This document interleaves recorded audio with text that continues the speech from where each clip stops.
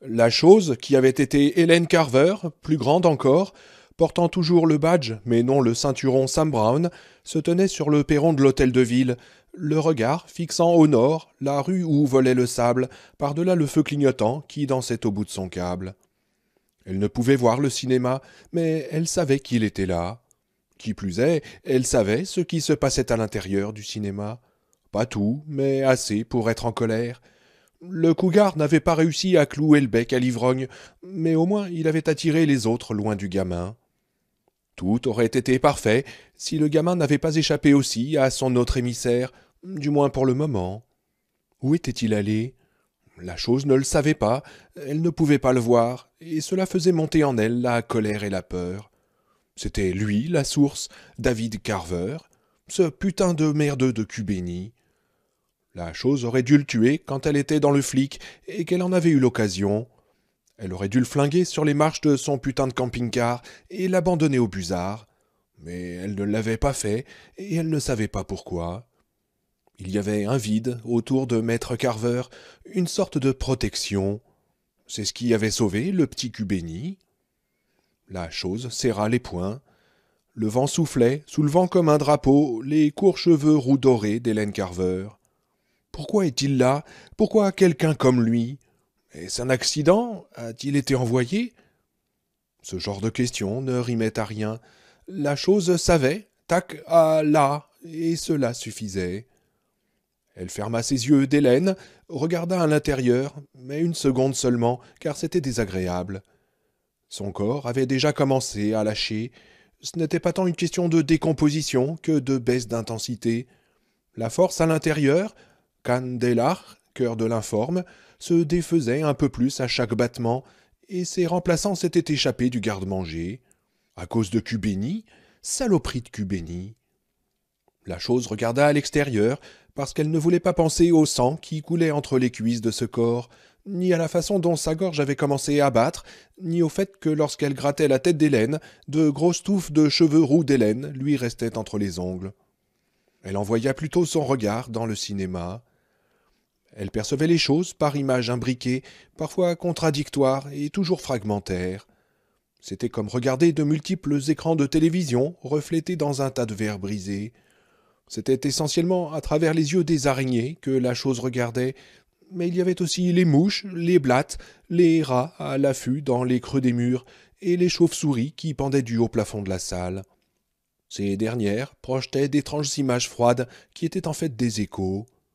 La chose vit l'homme du camion, celui qui était entré en ville de lui-même, et sa copine maigrichonne, qui entraînait les autres vers la Seine. Le père appelait le garçon, mais le garçon ne répondait pas. L'écrivain s'approcha du bord de la Seine, mit ses mains en porte-voix et cria le nom d'Audrey. Mais Audrey, où était-elle? Aucun moyen de le savoir. La chose ne pouvait pas voir à travers ses yeux comme à travers les yeux des créatures inférieures. Audrey était sûrement partie chercher l'enfant. Ou bien l'avait-elle déjà trouvé? Non, la chose se dit que non. Pas encore, en tout cas, parce qu'elle l'aurait senti. D'angoisse et de frustration, elle donna un coup de poing contre la cuisse d'Hélène, provoquant immédiatement un bleu semblable à une talure sur une pomme, puis elle changea de centre d'intérêt. Non, ils n'étaient pas tous sur la scène. Elle avait été trompée par ce prisme à travers lequel elle voyait. Marie n'avait pas quitté le vieux Tom, et si Hélène pouvait arriver jusque-là, pendant que les autres s'occupaient d'Audrey et de David, ça pourrait résoudre toutes sortes de problèmes à l'avenir. La chose n'avait pas besoin d'elle tout de suite, ce corps pouvait encore servir un temps, mais il valait mieux éviter qu'il flanche à un moment crucial. Ce serait mieux, plus sûr, si... Et l'image qui lui vint fut celle d'une toile d'araignée contenant de nombreuses mouches prises au piège. Des mouches sonnées mais pas mortes. Des rations de secours, murmura l'ancien par la voix d'Hélène Carver, dans la langue d'Hélène Carver. Un bon gros nonos pour le chien. Et la disparition de Marie démoraliserait les autres, leur enlèverait la confiance qu'ils avaient acquise en s'évadant, en trouvant un abri et en tuant le cougar. La chose avait certes envisagé qu'ils puissent réussir à tuer le cougar. Ils étaient armés, après tout, et le cougar était un être physique. Sarx, soma et pneuma, et pas une émanation de déchets métaphysiques. Mais qui aurait pu imaginer que ce serait ce vieux prétentiaire soufflé qui le ferait? Il avait appelé l'autre au téléphone. Tu n'avais pas pensé non plus qu'il en avait un? Tu ne l'as su qu'à l'arrivée du camion jaune? Eh oui. Et ne pas avoir pensé au téléphone n'était une faute, parce qu'il était resté au premier plan dans l'esprit de Marinville, et que la chose aurait dû le voir facilement. Mais elle ne s'en voulait pas. À ce stade, son but principal avait été d'enfermer le vieux con et de remplacer le corps d'Entragian avant qu'il ne se désagrège complètement. Et elle avait été désolée aussi de perdre Entragian. Entragian était fort. Si la chose voulait prendre Marie, jamais il n'aurait de meilleur moment que maintenant. Et peut-être que pendant qu'elle le ferait, Audrey trouverait le gamin et le tuerait. Oh, ce serait merveilleux. Plus de soucis, plus besoin de ruser. Elle remplacerait Hélène par Marie et cueillerait les autres quand bon lui semblerait. Et plus tard, quand sa réserve actuelle et limitée de corps serait épuisée, il faudrait capturer d'autres gens sur la nationale peut-être. Et quand des curieux viendraient en ville pour voir ce qui se passait à Désolation, la créature traverserait le pont sur la rivière. Elle avait peu de souvenirs et moins encore d'intérêt pour l'avenir. Pour le moment, emmener Marie au puits chinois suffirait. Tac descendit les marches de l'hôtel de ville, regarda la voiture de police, puis traversa la rue. Pas de voiture, pas pour cette virée-là, et une fois sur le trottoir d'en face, il allongea le pas jusqu'à courir, le sable giclant dessous les chaussures de sport qui s'étaient déchirées sur le côté pour que des pieds trop grands puissent prendre leurs aises. Sur la scène, Audrey les entendait crier le nom de David et le sien. Ils ne tarderaient pas à se disperser pour entamer des recherches. Ils avaient des armes, ce qui les rendait dangereux, mais l'idée d'être tués ne l'inquiétait pas. Pas tant qu'au début, en tout cas. Mais l'idée que cela arrive avant qu'elle ait pu tuer le gamin, si. Sur le cougar, la voix de la chose de la terre avait agi comme un hameçon. Sur l'esprit d'Audrey Weyler, c'était comme un serpent couvert d'acide qui s'insinuait en elle et parvenait à dissoudre la personnalité de la femme qu'elle avait été avant même qu'il l'étouffe. Cette sensation de dissolution était très agréable, comme manger un mets sucré et onctueux. Mais au début, ce n'était pas le cas. Au début, ça avait été consternant, comme une fièvre qui s'empare de vous, mais au fur et à mesure qu'elle emmagasinait plus de kanta, comme un enfant participant à une chasse au trésor, cette sensation s'était dissipée. Maintenant, tout ce qui comptait pour elle était de trouver l'enfant. Tac, l'informe n'osait s'en approcher, elle devait donc le faire à la place de Tac. En haut des marches, la femme qui mesurait 1,60 m le jour où Tom Billingsley l'avait vue pour la première fois, s'arrêta et regarda autour d'elle. Elle n'aurait rien dû voir. Il n'y avait qu'une fenêtre, et la seule lumière qui traversait ces panneaux crasseux provenait du feu clignotant au croisement et d'un réverbère faiblard devant la chope. Mais sa vision s'était bien améliorée avec chaque kanta qu'elle avait trouvé ou qu'on lui avait donné. Maintenant, elle voyait presque aussi bien qu'un chat, et le foyer encombré lui dévoilait tous ses mystères. Les gens qui avaient fréquenté cette partie du bâtiment s'étaient montrés beaucoup moins soigneux que Billingsley et sa bande. Ils avaient cassé leurs bouteilles dans les coins au lieu de les rassembler, et au lieu d'un poisson imaginaire ou d'un cheval aux naseaux fumants, les murs s'ornaient de larges dessins au feutre magique. L'un d'eux, aussi primitif qu'une peinture de l'âge des cavernes, montrait un enfant cornu et difforme suspendu à un sein gigantesque. En dessous, on avait griffonné une ritournelle. « Horrible petit bébé qui mord, je t'ai vu mordre ta mère à mort !» Détritus, emballage de repas, papier de bonbons, sachets de chips, paquets de cigarettes vides, boîtes de préservatifs jonchaient le sol du foyer, vaguement regroupés le long des murs. Un préservatif usagé était accroché à la poignée de la porte marqué « Directeur », collé par du sperme séché et pendant là comme une limace. La porte du directeur était à la droite d'Audrey. En face, une autre indiquait « Entretien ». Plus loin, sur la gauche, se trouvait une porte, sans indication cette fois, puis une ouverture en forme d'arche sur laquelle il y avait quelque chose d'inscrit en lettres noires à moitié effacées. Même ses yeux de chat ne réussirent pas à le lire, du moins à cette distance, mais il lui suffit d'un pas de plus pour que ce fût clair. Balcon. L'ouverture avait été condamnée par des planches, mais à un endroit on les avait écartées. Du plafond pendait une poupée gonflable presque dégonflée à perruque blonde, avec un gros trou rouge pour la bouche et un vagin rudimentaire et glabre. La corde à son cou était noircie par l'âge. À son cou également, contre sa poitrine flasque en plastique, une pancarte, qui semblait avoir été écrite par un gosse de maternelle, s'ornait de crânes aux orbites rouges et de tibias croisés au-dessus de l'inscription.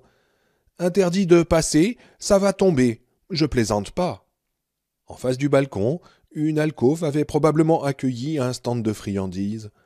Au bout du couloir, d'autres marches montaient dans l'obscurité. Vers la cabine du projectionniste, devina Audrey. Elle s'approcha de la porte du directeur, mit la main sur la poignée et posa son front contre le bois. Dehors, le vent gémissait comme un mourant. « David » appela-t-elle doucement.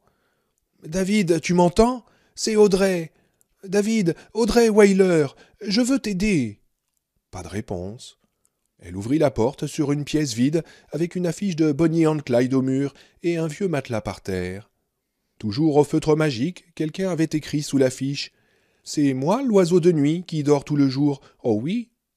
Elle essaya ensuite le local de nettoyage, guère plus grand qu'un placard et complètement vide. Une porte sans indication menait dans une ancienne réserve.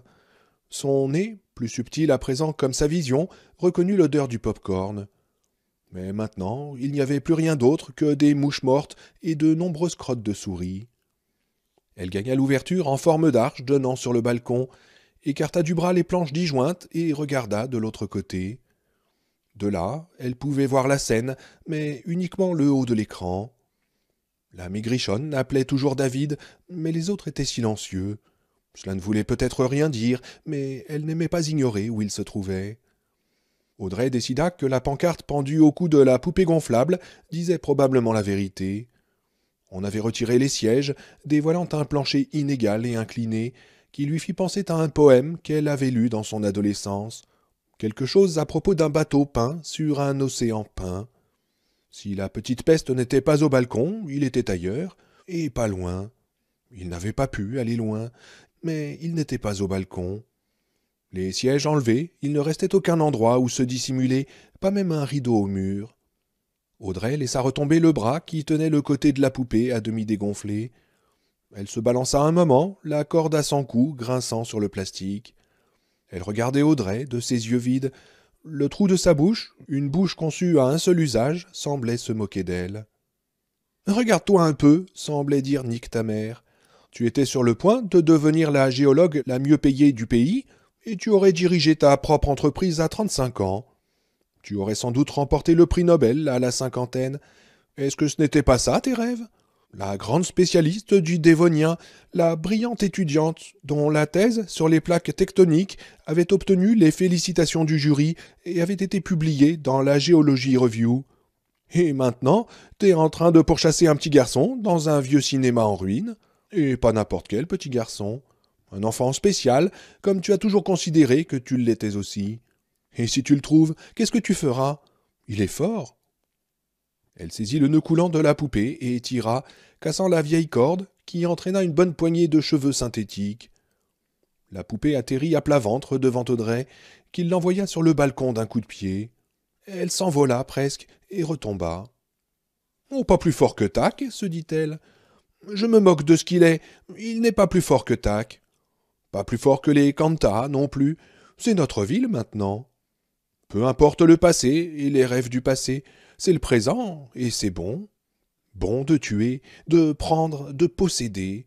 C'est bon de régner même dans le désert. Le gamin n'est qu'un gamin et les autres ne sont que de la nourriture.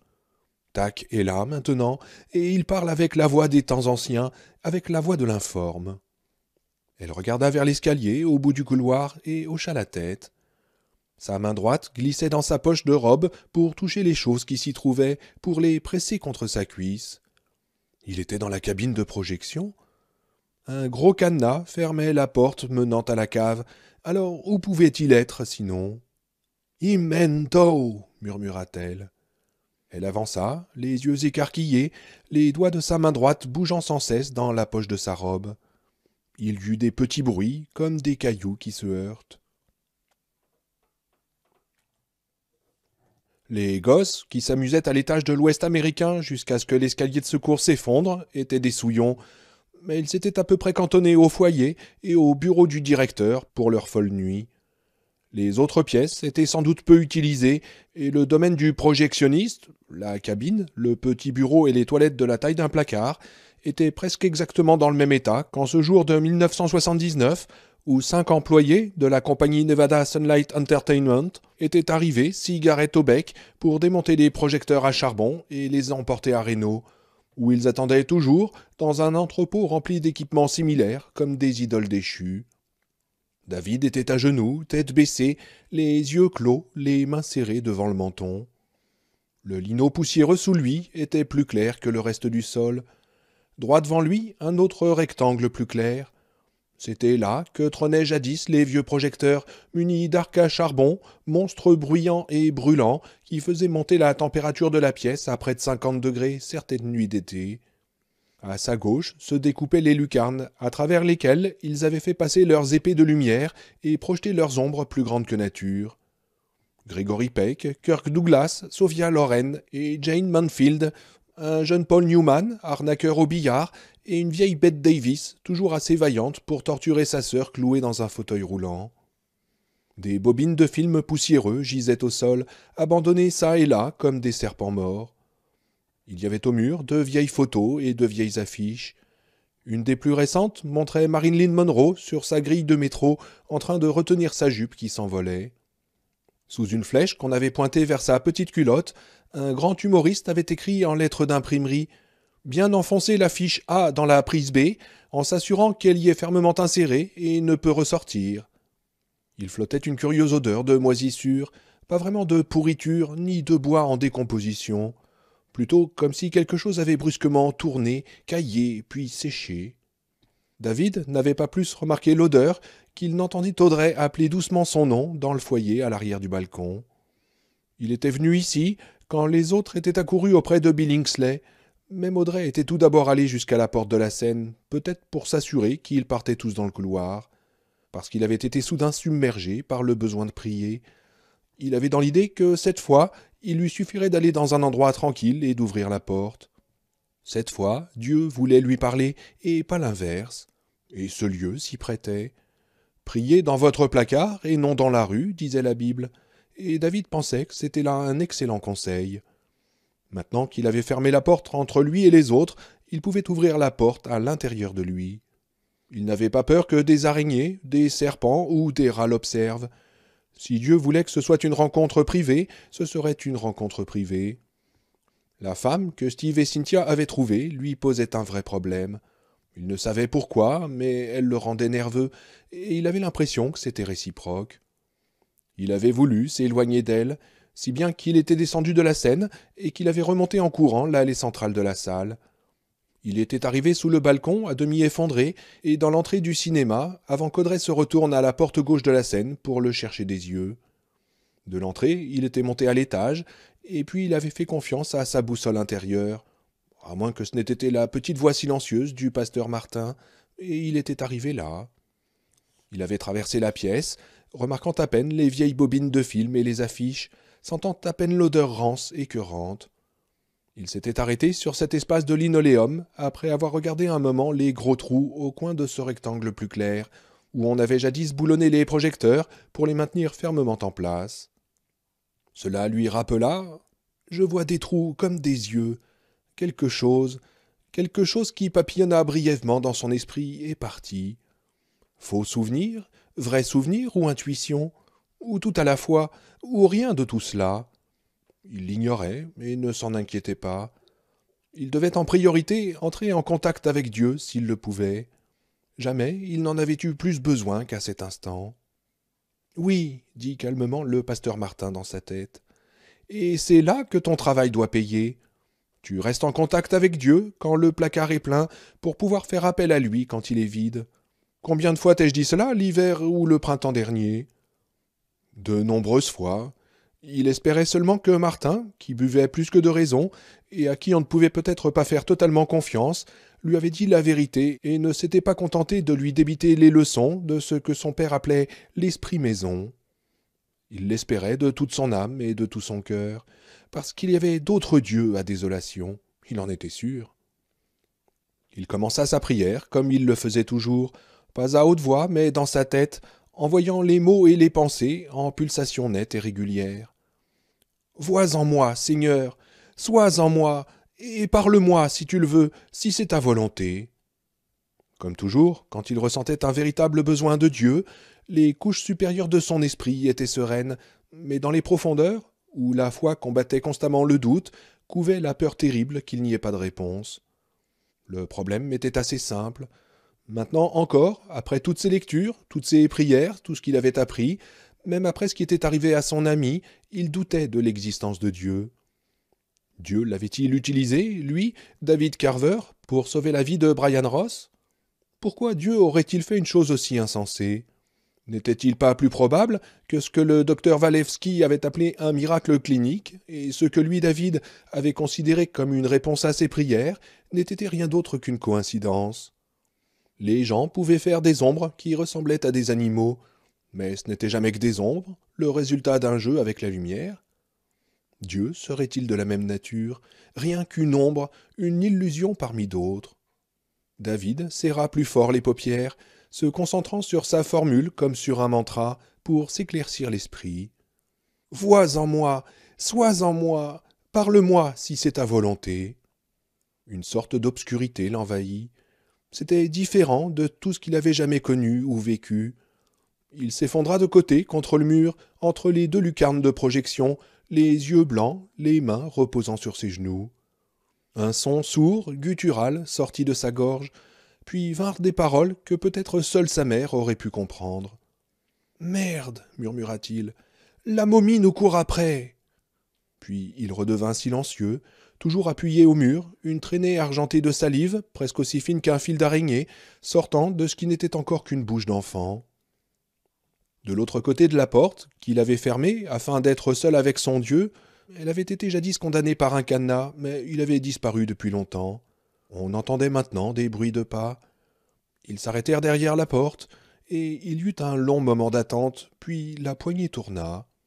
La porte s'ouvrit. Audrey Weyler était là. Ses yeux s'élargirent quand ils tombèrent sur l'enfant inconscient. Elle entra dans la petite pièce, à l'air confiné, referma la porte derrière elle et chercha quelque chose, n'importe quoi, à coincer sous la poignée. Une planche ou une chaise. Cela ne les retarderait pas longtemps s'ils montaient, mais une toute petite marge supplémentaire pouvait faire la différence entre le succès et l'échec à ce stade. Mais il n'y avait rien. « Merde !» murmura-t-elle. Elle regarda l'enfant et se rendit compte sans grande surprise qu'elle avait peur de lui. Elle avait même peur de l'approcher. « Tak ah wan !» fit la voix dans sa tête. « Tak ah wan !» cette fois de sa bouche. Consentement, à la fois impuissant et sincère. Elle descendit les 2 marches menant dans la cabine et s'avança, grimaçant à chacun de ses pas crissants, jusqu'à l'endroit où David, à genoux, s'appuyait au mur percé de lucarnes. Elle s'attendait à tout instant à ce qu'il ouvre les yeux, des yeux qui seraient pleins d'un courant électrique bleu. Sa main droite dans sa poche serra les cantas une fois de plus, y puisant de la force, puis à contre-cœur les lâcha. Elle tomba à genoux, elle aussi, devant David. Comme il était laid. L'odeur qui émanait de lui la dégoûtait pourtant encore plus que son aspect. Pas étonnant qu'elle se soit tenue à distance de lui. Il avait l'air d'une gorgone et puait comme un ragoût de viande avariée dans du lait tourné. « Cul béni !» dit-elle. « Affreux petit cul béni !» Sa voix s'était transformée en une chose ni mâle ni femelle. Des formes noires avaient commencé à bouger vaguement sous la peau de ses joues et de son front, comme si c'étaient des ailes membraneuses de petits insectes. « Voilà ce que j'aurais dû faire la première fois que j'ai vu ta face de crapaud. » Les mains d'Audrey, fortes et brunes, marquées çà et là de cicatrices dues à son travail, se posèrent autour de la gorge de David Carver. Les paupières de l'enfant s'ouvrirent quand ses mains bloquèrent sa trachée, l'empêchant de respirer, mais une fois seulement. Oui, une fois seulement. « Pourquoi t'es-tu arrêté ?» demanda Steve. Il était debout, au centre de l'improbable salon, installé sur la scène, près de l'élégant vieux bar du Circle Ranch. Son vœu le plus cher, à cet instant, aurait été d'avoir une chemise propre. Toute la journée, il avait cuit. Qualifier de primitif le système de climatisation du van était un euphémisme. Mais maintenant, il gelait. L'eau que Cynthia appliquait sur les blessures de ses épaules lui coulait dans le dos en filets glacés. Enfin, il avait au moins réussi à la dissuader d'utiliser le whisky de Billingsley pour désinfecter les plaies. « J'ai cru voir quelque chose, dit Cynthia à voix basse. « Et qu'est-ce que c'est t'as vu ?»« Oh, très drôle, dit-elle. »« David David !» cria-t-elle. Ils étaient seuls sur la scène. Steve avait voulu aider Marinville et Carver à chercher l'enfant, mais Cynthia avait insisté pour nettoyer d'abord ce qu'elle appelait ses trous dans le cuir. Les deux hommes avaient disparu dans le hall d'entrée du cinéma. Marinville avait soudain une démarche plus juvénile, et la façon dont il tenait son arme rappelait certains vieux films, ceux où un chasseur blanc ronchon mais héroïque affronte 1000 périls dans la jungle pour finalement réussir à arracher une émeraude grosse comme un bouton de porte au front d'une idole veillant sur une cité perdue. « Mais quoi? Qu'est-ce que t'as vu » demanda Steve. « Je ne sais pas vraiment, » répondit Cynthia. « C'était bizarre, là-haut, au balcon. Pendant 1 minute, j'ai cru que c'était, tu vas rire, un corps qui flottait. » Soudain, quelque chose changea en lui. Ce n'était pas comme si on avait allumé une lampe, mais plutôt comme si on en avait éteint une. Il oublia les douloureuses plaies de ses épaules, mais tout à coup son dos fut plus froid que jamais. Il était parcouru de frissons, et pour la seconde fois ce jour-là, il se revit adolescent à Lubbock, un de ces jours où le monde sombrait dans un calme mortel, avant qu'arrive de la plaine l'orage, avec son cortège parfois mortel de grêle et de vent. « Mais je ne ris pas, dit Steve. Montons voir. »« Oh, c'était probablement juste une ombre, dit Cynthia. »« Oh, je ne crois pas, dit Steve. »« Mais Steve, ça va ?» demanda Cynthia. « Non, répondit-il. J'ai la même impression que quand on est rentré dans le village. »« Oh, d'accord, dit-elle, l'air inquiet. Mais on n'a pas d'armes. »« Oh, rien à foutre, dit-il en lui prenant le bras, les yeux agrandis, la bouche serrée. « Ce coup-là, bon sang, il y a vraiment un problème. Tu ne le sens pas ?»« Si, il est possible que je sente quelque chose, dit Cynthia. Est-ce que je vais chercher Marie? Elle est là-bas avec Billingsley. »« Non, pas le temps, dit Steve. Viens ou reste là, comme tu veux. » Il sauta de la scène, trébucha, se rattrapa à un siège du premier rang, puis courut dans l'allée centrale. Quand il arriva au bout, Cynthia était juste derrière lui, même pas essoufflée. Elle avait du ressort, la poulette, il fallait lui accorder ça. Le patron sortait juste de la caisse, Ralph Carver sur ses talons. « On a regardé dans la rue, dit Johnny. La tempête est définitivement... »« Mais Steve, qu'est-ce qui ne va pas ?» Sans répondre, Steve regarda autour de lui, repéra l'escalier et monta. Il s'étonnait encore, tout au fond de son cœur, de la vitesse à laquelle ce sentiment d'urgence s'était emparé de lui. Mais en surface, il avait seulement peur. « David! David, réponds-moi si tu m'entends !» Rien. Un sinistre foyer, jonché de détritus, donnait sur ce qui devait être l'ancien balcon et une alcôve pour la vente des friandises.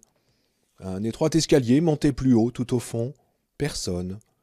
Pourtant, il avait la sensation très claire qu'il y avait eu quelqu'un, et peu de temps auparavant. « David !»« Mais Steve, Monsieur Holmes !» appela Carver d'une voix terrorisée. « Qu'est-ce qui ne va pas? Quelque chose est-il arrivé à mon fils ?»« J'en sais rien, » répondit Steve. Cynthia passa sous le bras de Steve et traversa en courant le foyer jusqu'au balcon. Steve la suivit. Un bout de corde cassée pendait de l'arche. Elle oscillait encore un peu. « Regarde !» dit Cynthia en tendant le doigt. Au début, Steve crut que la forme allongée était un cadavre. Puis il identifia les cheveux comme étant en matière synthétique. Une poupée, avec un nœud coulant autour du cou. « C'est ça que t'as vu ?» lui demanda-t-il. « Oui, » répondit Cynthia. « Quelqu'un l'a décroché et l'a envoyé en l'air. » Elle tourna vers lui un visage tendu, aux traits tirés. D'une voix presque trop basse pour qu'il l'entende, elle murmura. « Oh, Steve, j'aime pas ça !» Steve recula d'un pas, regarda à gauche. Le patron et le père de David l'observaient avec anxiété, serrant leurs armes contre leur poitrine. Puis il regarda à droite. « Là, » murmura son cœur, ou peut-être son nez, captant quelque effluve résiduel d'opium. « Là-haut, ce doit être la cabine de projection. » Il courut, Cynthia, une fois de plus sur ses talons. Il monta l'étroit escalier, et il allait saisir la poignée dans l'ombre quand elle le retint par le bas de son pantalon. « Le gosse avait un pistolet, dit-elle. Et si elle est là-dedans avec lui, elle a pu le lui prendre. Fais attention, Steve. » David beugla Carver. David, est-ce que ça va? Steve envisagea de dire à Cynthia qu'il n'avait plus le temps d'être prudent, qu'il fallait y penser avant, quand ils avaient lâché David des yeux, mais il n'avait pas non plus le temps de parler. Il tourna le bouton et poussa la porte d'un coup d'épaule, s'attendant à ce qu'elle résiste. Mais ce ne fut pas le cas. Elle s'ouvrit brutalement et il fut précipité dans la pièce avec elle. En face de lui, contre le mur percé des lucarnes de projection, se trouvaient David et Audrey. Les yeux de David, entr'ouverts, étaient blancs. Son visage avait une horrible couleur cadavérique, toujours verdâtre à cause du savon, mais surtout gris. Des taches mauves s'agrandissaient sous ses yeux et sur le haut de ses pommettes. Ses mains, agitées de spasmes, frappaient les cuisses de son jean. Il émettait un faible son. La main droite d'Audrey lui serrait la gorge, le pouce profondément enfoncé dans la chair douce sous la mâchoire, à droite, les doigts serrant à gauche. Une expression de haine et de rage inhumaine déformait ce visage autrefois plutôt joli. On aurait dit que sa peau était plus sombre. Dans sa main gauche, elle tenait le revolver calibre 45 avec lequel David avait tué le coyote. Elle tira 3 fois, puis il y eut un déclic. Le revolver était vide. Les 2 marches, descendant à la cabine de projection, épargnèrent presque certainement à Steve un trou supplémentaire dans son cuir déjà perforé, et lui sauvèrent même sans doute la vie. Il tomba en avant, comme tout homme qui a raté une marche, et les 3 balles lui passèrent au-dessus de la tête. Une alla se ficher dans le chambranle de la porte, à droite de Cynthia, et l'éclaboussa d'une pluie d'esquilles de bois qui vinrent se loger dans sa chevelure exotique. Audrey poussa un ululement de frustration. Elle jeta l'arme vide à la tête de Steve, qui simultanément s'écarta et leva une main pour détourner le projectile. Puis elle se retourna vers l'enfant évanoui et continua à l'étrangler des 2 mains cette fois, le secouant vigoureusement comme une poupée. Les bras de David cessèrent d'un coup leur battement et reposèrent sur son jean, inertes comme des poissons morts.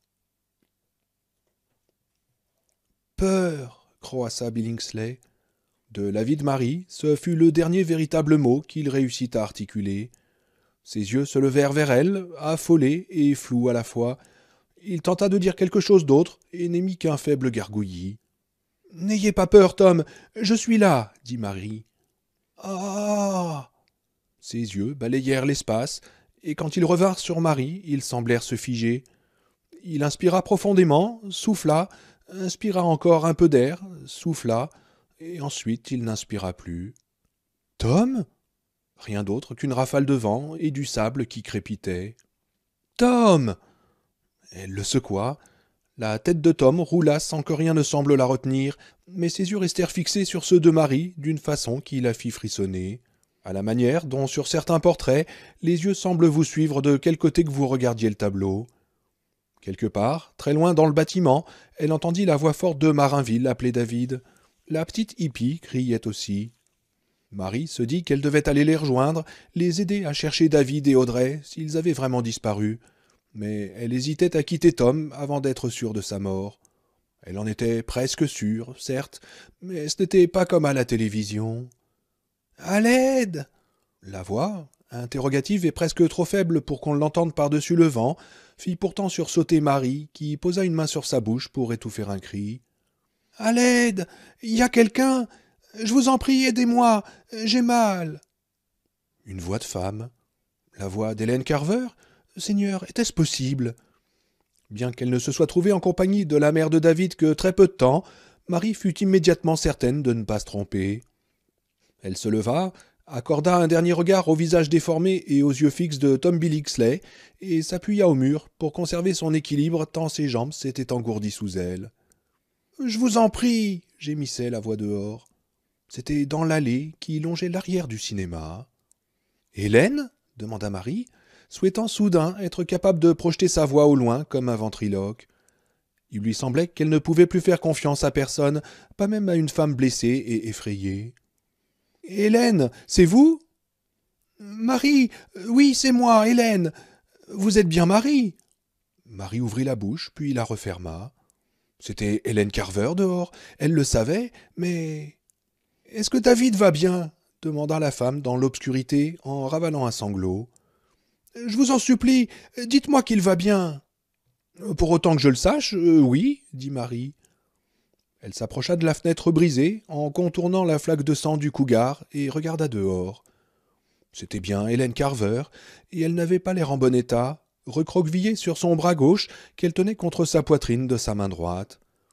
Ce que Marie distinguait de son visage était blanc comme la craie, du sang coulait de sa lèvre inférieure et d'une narine. Elle leva vers Marie des yeux si noirs de désespoir qu'ils paraissaient à peine humains. « Mais comment avez-vous échappé à Entragian » demanda Marie. « Je ne lui ai pas échappé, » répondit Hélène. « Il est mort. Il s'est vidé de son sang et il est mort. J'étais dans sa voiture. Il voulait m'emmener à la mine, je crois, quand c'est arrivé. La voiture est sortie de la route et s'est retournée. Une des portes arrière s'est ouverte, heureusement pour moi, sinon je serais toujours à l'intérieur, coincé comme une mouche dans une bouteille. Et je suis revenu à pied. »« Mais qu'est-il arrivé à votre bras » demanda Marie. « Il est cassé. » Hélène se pencha un peu plus en avant. Il y avait un je ne sais quoi de laid dans sa silhouette. Hélène Carver ressemblait à un troll, protégeant de son corps un sac d'or volé. « Pouvez-vous m'aider à entrer ? Je voudrais voir mon mari, et je voudrais voir David. » À cette idée, une sonnette d'alarme retentit dans l'esprit de Marie. Quelque chose ne collait pas. Mais quand Hélène leva son bras valide et que Marie vit la saleté et le sang qui le maculait, et la façon dont elle tremblait d'épuisement, son cœur, fondamentalement bon, écarta la prudence instinctive qui siégeait à l'arrière de son cerveau. Cette femme avait perdu sa petite fille à cause d'un fou. Elle avait eu un accident de voiture en compagnie de son bourreau qui la conduisait à la mort. Elle avait le bras cassé et elle avait traversé à pied dans la tempête un village rempli de cadavres. Et la première personne qu'elle rencontrait cédait à la frousse et refusait de la laisser rentrer.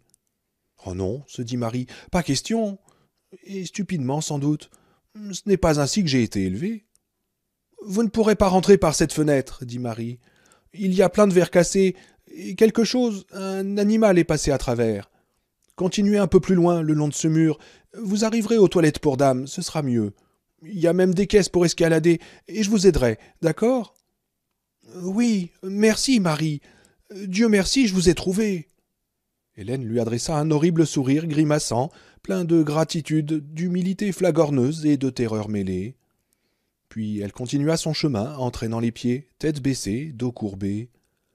12 heures plus tôt, elle était madame, l'épouse modèle, en route vers un joli site de vacances pour petits bourgeois sur le lac Tahoe, où elle prévoyait sans doute d'étraîner ses nouvelles tenues de loisirs de chez Talbot, portées sur des sous-vêtements de chez Victoria's Secret. Journée au soleil avec les gosses, nuit au lit avec le mari, carte postale aux amis, on s'amuse bien, l'air est pur, on aimerait tant que vous soyez là. Et voilà qu'elle se comportait comme une réfugiée de guerre, sans âge, fuyant quelque atroce bain de sang dans le désert. Et Mary Jackson, cette gentille petite princesse, qui votait démocrate, donnait son sang tous les 2 mois, écrivait des poèmes, avait sérieusement envisagé de la laisser gémir dehors, dans le noir, le temps de consulter les hommes. Mais qu'est-ce que cela voulait dire ? Qu'elle avait survécu à la même guerre, se dit Marie. C'était probablement ainsi qu'on se comportait quand cela vous arrivait. Mais pas elle, jamais de la vie. Marie traversa le couloir, écouta si d'autres cris lui parvenaient de la salle, mais aucun. À l'instant où elle ouvrait la porte des toilettes pour dames, 3 coups de feu retentirent. Ils étaient étouffés par les murs et la distance, mais leur réalité ne faisait aucun doute. Des sons lointains survirent, paroles et cris mêlés. Marie se figea sur place, tiraillée entre 2 forces égales. Ce qui la décida fut le bruit de sanglots derrière la fenêtre des toilettes. « Hélène, qu'est-ce qu'il y a ? Qu'est-ce qui ne va pas ?»« Oh, je suis idiote, c'est tout, » répondit Hélène. « J'ai cogné mon bras cassé en posant 2 caisses l'une sur l'autre. » La femme devant la fenêtre, ce n'était qu'une ombre floue derrière la vitre cathédrale, se mit à sangloter plus fort. « Tenez bon, je vous fais entrer tout de suite, » dit Marie. Elle traversa la pièce en courant, écarta les canettes de bière que Billingsley avait disposées sur le rebord de la fenêtre, et elle ouvrit le panneau en réfléchissant à la meilleure façon d'aider Hélène à entrer sans lui faire plus mal encore, quand elle se souvint de ce que Billingsley avait dit du flic, qu'il était plus grand. « Oh mon Dieu !» avait dit le père de David, comme si, frappé par la foudre, il avait tout compris. « Elle est comme Entragian, comme le flic. » Peut-être a-t-elle le bras cassé, se dit froidement Marie. Peut-être est-ce vrai, mais en revanche, se tenir voûté comme ça était un très bon moyen de dissimuler sa véritable taille. La sonnette d'alarme, qui se trouvait à l'arrière de son cerveau, retentit à nouveau. Marie décida de faire marche arrière, de prendre 1 ou 2 secondes pour réfléchir. Mais avant qu'elle puisse le faire, une main puissante et chaude se saisit de son bras. Une autre ouvrit la fenêtre toute grande, et la force de Marie s'écoula d'elle comme de l'eau, tandis qu'un visage grimaçant se levait vers elle.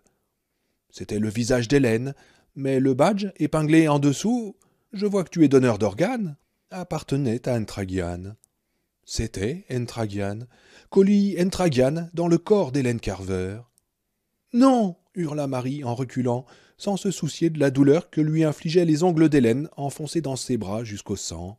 « Non, lâchez-moi !»« Pas avant de t'entendre chanter « Partir en jet, salope !» dit la chose Hélène. Elle tira brutalement Marie à travers la fenêtre, du sang giclant de ses 2 narines.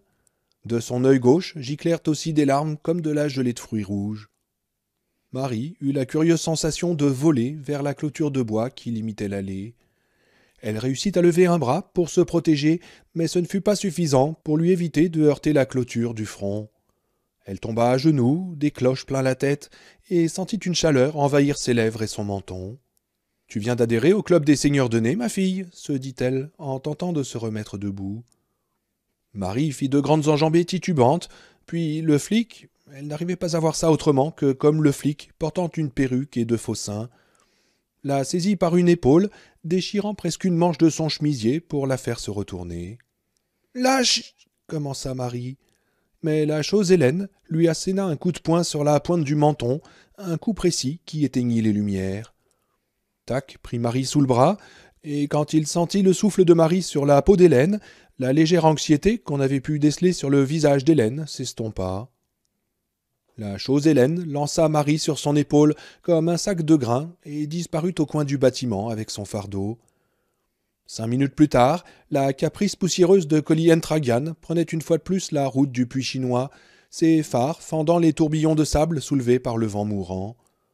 Tandis qu'elle dépassait le petit garage de Harvey et la bodega, un fin croissant bleuté de lune apparut dans le ciel.